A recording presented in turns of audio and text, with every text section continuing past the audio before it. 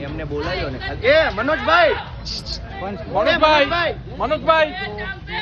મનોજભાઈ બેન ને લાવો ને બેન ને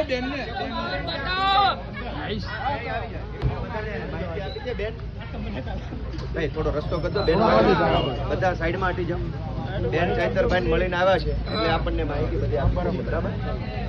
એ આવા દો ભાઈ રસ્તો આપો હા આવી જાઓ અહીંયા